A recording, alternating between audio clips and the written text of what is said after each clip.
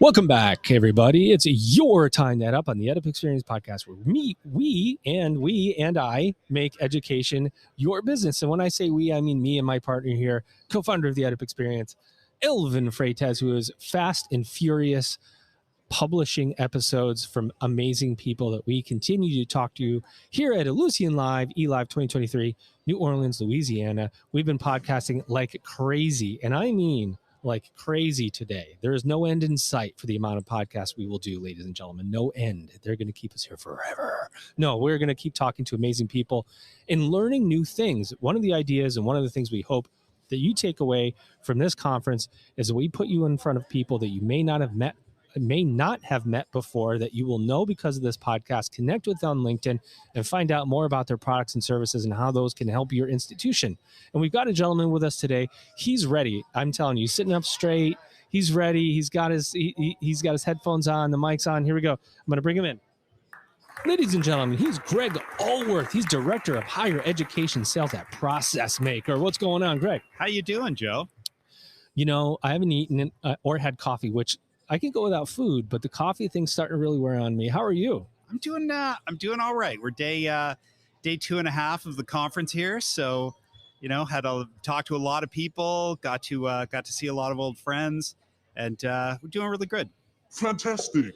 Talk to me about Process Maker. Let's level set. So I'm not familiar with Process Maker. So, we're going to have audience members that are, and many that may not be.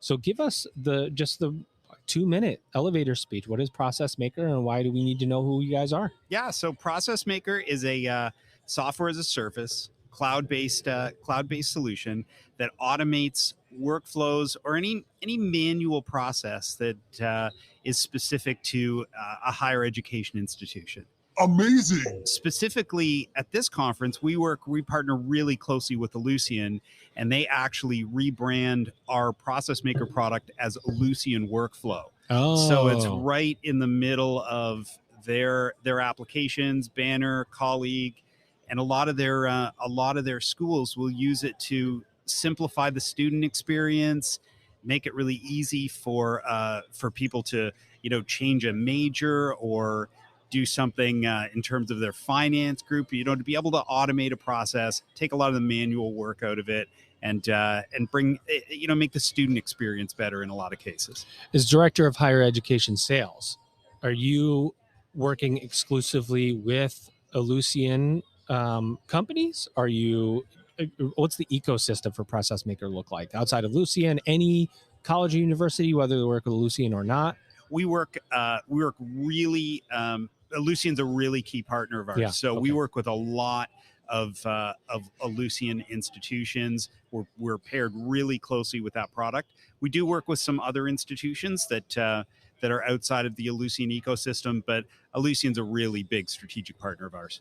So is the goal then to, as you're here at the conference and you're talking to people, are they coming to you going, Greg, I've got problems. I've got this manual process. How do we get rid of this? What do we do? What are other institutions doing?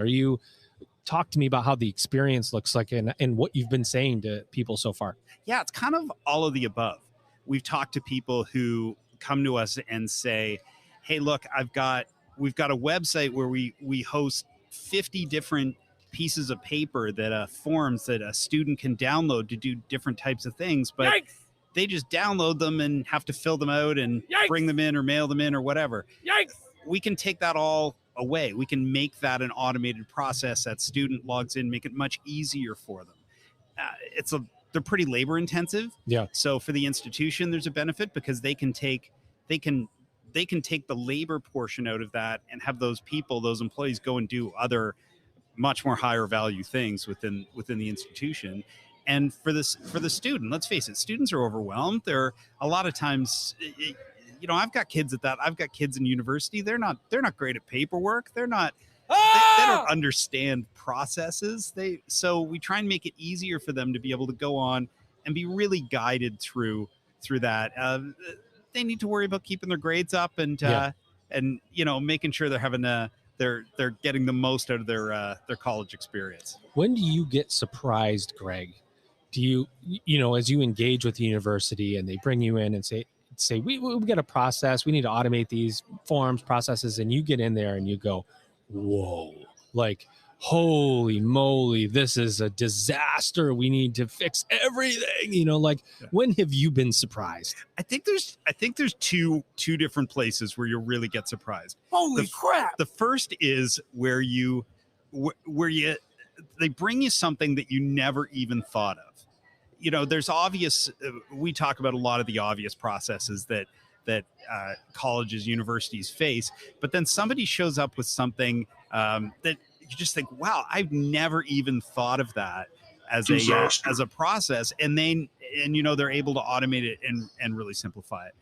The other areas where somebody comes to you and says, oh yeah, we have, when a student comes in and needs to change their major, well, there's 45 steps that have to happen. Well, let's start the insanity. And you're just like, oh, that's unbelievable. It's so time consuming. It's so labor intensive. And so student folk, I mean, you got to change your major. It's a student, it's a customer trying to do something, and you lay these, manual processes. It's hard. Yeah. Right. And, just even yesterday at the keynote, the panel where the one gentleman was talking about how their university, they've really tried to strip out a lot of the administrative elements, a lot of the administrative costs, so that they can pour that back into the student, into the student experience. We feel like we really help with that. So talk about Process Maker a little bit. Where are you guys based? How many employees do you have? Where are your people located? How do talk about the scope and growth? Yeah, interesting story. Company's really been around for about 10 years in its current form. We're based in Raleigh, North Carolina, Durham, North Carolina, and have about, overall globally, we've got about 200 people, about 80 in the U.S. and I'm based in Canada. No, so I'm based you're up not. I'm based up in Toronto. I couldn't tell by there's a couple of words that you might have been saying. Really? Yeah, my strong Canadian accent. Yeah. But we've got a pretty good sized group in Bolivia. Oh wow! And our development there. We've got offices in Europe, in France, and Amsterdam. So we're really spreading out globally. A lot of growth going on in the organization right now. So it's an exciting time for us. The growth that you guys are experiencing, is there a post-COVID growth path here because everybody has decided to make things easier on students and they're reviewing forms, manual? Is it regular old kind of like we're coming around to the, artificial intelligence is here, so we better update our forms? Can you talk about how institutions are thinking about their processes and why you guys are growing?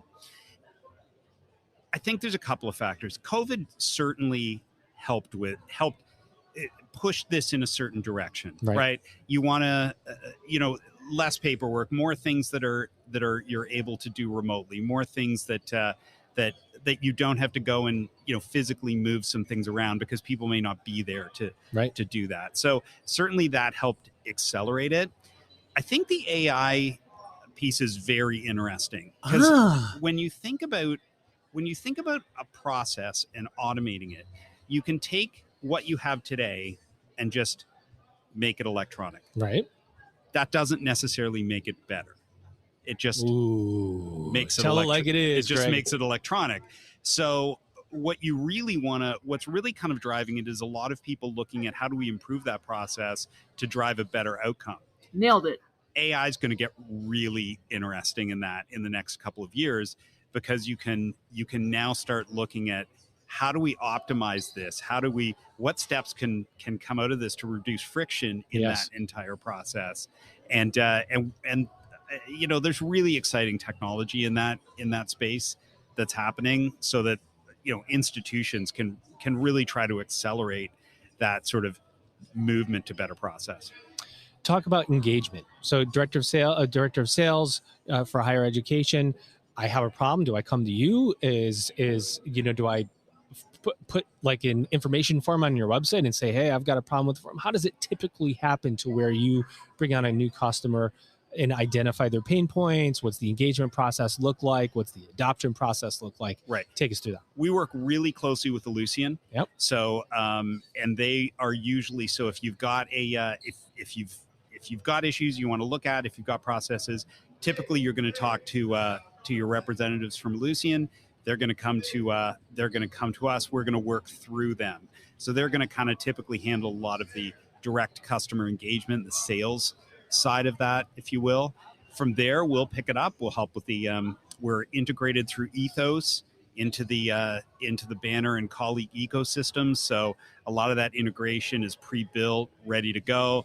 It's a bit of setup on it that we'll work through, and then we've built out a bunch of templates, which are really the most common process flows that we see in higher education.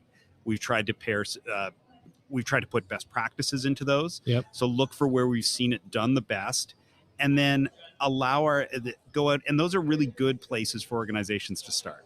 It gets them, they can use those templates. It gets them up and running They go, quickly. oh, look at that. They've got one of those. Hey, and I'll just use it. I want to tweak this by 25% to be very specific to our institution. Yeah. What we find though is once people get a couple of those under their belt, they really get comfortable with it's a graphical tool. It's a low code type of environment. You're not having to get in and be deeply technical to build out these process flows.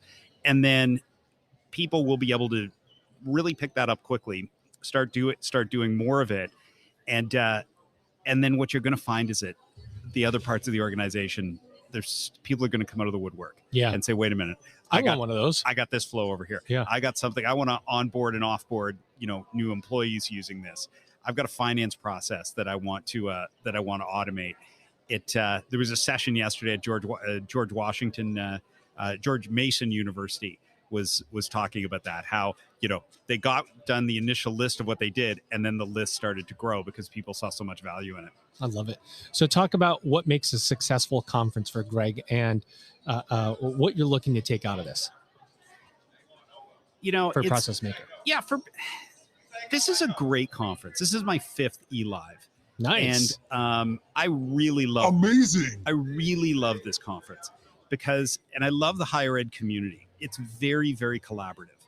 It's which is unique, especially when you consider sort of some other industries or private sector isn't typically as collaborative. But here, institutions love to hear what other institutions are doing. They love to hear what vendors are doing. They're very open to coming up. We have great conversations with people. People come up to the to our booth, stop us at a session, and just really want to understand a little bit how what we do can impact their organization. So I think you'll find that what we get out of it is we meet a bunch of new friends, we see a bunch of old friends, and people who are within our within the whole ecosystem, and it just helps us grow Process Maker across the Ellucian community. I love it. So what didn't we say? 2 last questions for you, Greg. What didn't we say about Process Maker today? Anything you want to say? Open mic for you, website, where to find you, where you're going next, what conferences are coming. I'm giving you ideas right now, but you don't have to take any of them. Basically, open mic. Anything you want to say about Process Maker? Yeah, processmaker.com. Check out the website. There's videos, there's demos. You can check out the product, reach out. We'd love to talk to you about what we do, understand your specific your things that are causing friction within your organization, and see how we can help. We're going to be at EDUcause later in the year. Okay. We'll probably a few other conferences along the way, but don't wait for a conference to have to see us. I love that. Come to the website and reach out. We'd love to talk to you. Greg, what do you see for the future of higher education in your crystal ball? Wow. Education, it's not getting any less important, right? It's, I think that you're going to see, I think you're seeing, wow, that's a hard question, Joe. Well, I didn't prepare you, let's be honest. Yeah. I said all the questions be super I'm going to tell you things to do. And then I just kind of hit you with one. Look, I think education is only going to become more important, and it's but it's not. It's expensive. It's a big industry. So institutions are looking for ways to optimize their whole organizations, and I think there is a real look back at the student now. Yes, and And it's really a focus on how do we make students successful?